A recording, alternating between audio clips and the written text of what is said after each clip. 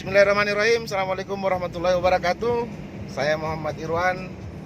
Pada saat ini perjalanan dari Makale, Tanah Toraja menuju Endrekang.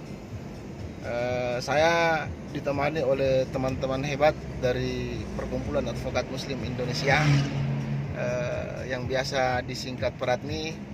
Di belakang saya ada Pak Yusuf Akbar Safriluddin, salah satu alumni terbaik Universitas Islam Nasional yang ada di Makassar. Kemudian satu lagi Bapak Darussalam yang biasa dipanggil Pak Alam, kemudian memiliki gelar lain yaitu lawyer lawas. Selamat siang Pak Yusuf Akbar Safriluddin.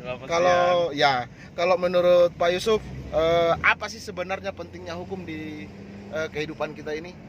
Jadi ketika kita cerita tentang pentingnya hukum, maka terlebih dahulu kita harus mengetahui hukum itu apa.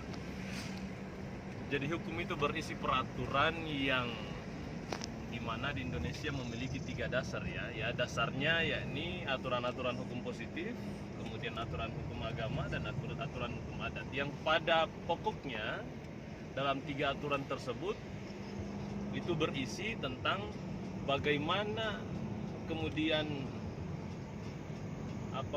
seseorang itu bisa melakukan hal yang baik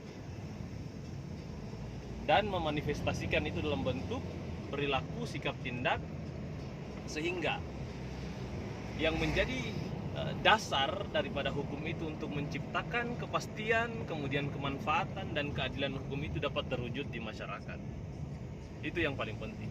Nah, hukum pun ketika kita cerita hukum positif itu tidak semata-mata harus dipertimbangkan aturan, tetapi dipertimbangkan bagaimana menciptakan kemanfaatan dan keadilan hukum bagi setiap orang yang hidup dalam masyarakat tertentu.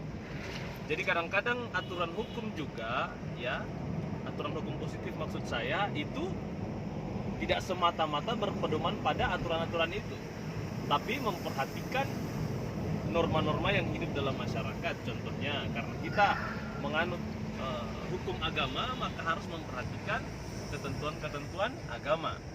Demikian pula di Indonesia ini menganut hukum adat, maka harus diperhatikan pula aturan-aturan dan ketentuan-ketentuan hukum adat. Olehnya itu, di dalam masyarakat di Indonesia ini dikenal memang ada 4 grand norm namanya ya. Yang pertama, norma agama itu merupakan norma yang paling tinggi. Karena kenapa? Karena di norma agama ini keadilan sejati itu ada. Keadilan sejati itu kemudian diperoleh. Setelah norma agama, kemudian norma hukum, yang mana aturan-aturannya itu dibuat oleh manusia. Kenapa norma agama ini paling tinggi? Karena yang kemudian menciptakan norma agama ini adalah pemilik keadilan sejati, itu dalam hal ini Tuhan Yang Maha Esa. Kemudian setelah norma agama, kemudian norma hukum, ada norma kesusilaan, norma yang hidup dalam masyarakat. Demikian pula dengan norma kesopanan. Jadi ada 4 norma.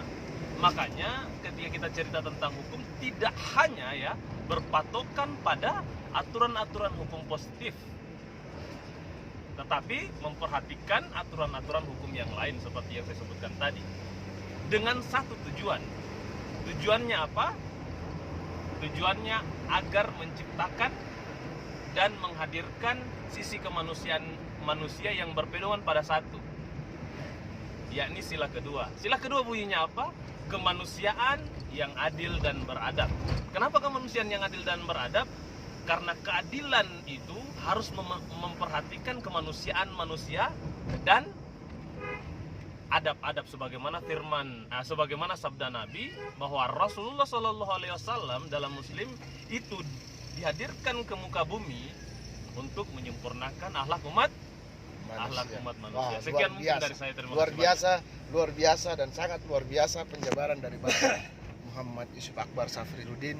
Tidak sia-sia memang jauh-jauh dari Buton ke Makassar ini, kemudian menimba ilmu di Universitas Islam Negeri Makassar, yang kemudian setelah selesai tetap berkecimpung di dunia hukum, membela kepentingan-kepentingan masyarakat yang berperkara dalam bentuk hukum. Sehat selalu Bapak Yusuf Akbar Safiludin, sehat selalu Bapak Darussalam. Semoga perjalanan yang Bapak-Bapak akan lalui ini berjalan dengan baik dan mulus. Selamat sampai tujuan, salam sukses, salam hormat dari saya.